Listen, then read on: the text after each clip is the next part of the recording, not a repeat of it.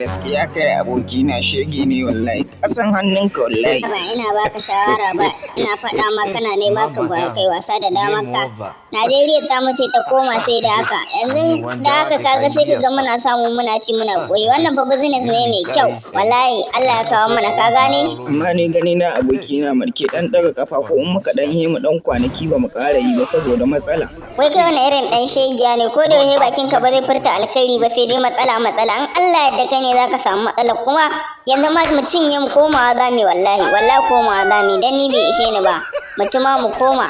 insha Allah kuma matsala kai za ka samu kai baka da wata magana sai matsala kai ba za ka faɗa alkhairi ba haba da Allah da annabi kai abokina matsala ta da kai karfa ne wallahi gaba ɗayan ka kai a jawo ni haba da Allah ka dinga faɗa alkhairi a bakinka amma ko da yaushe a matsala za a kama mu kowa ya mutu ya dawo lahin lazi abokina ni yanzu ma na ma daina tsoro ka gane wallahi na daina tsoro abokina saboda na ji abin yana da daɗi shege ya fara ganewa kenan da daɗi abokina sai a mutum ne mu koma kawai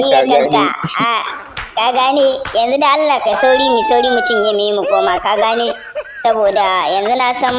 mai lemo da biredin nan ta fito ka gane sai mu samu lemo da biredi wanda za mu samu mu dan sofa akan wannan ka gane sai dan danne tunda ba ruwa muka dan samu sai mu sofa dama wannan yar wahalar maman hawayin ta nake ji kwanaki na je na ce ta ban bayi eski nan ya ta hana ni ai koyo za ta gamu da gamawanta dan ubanta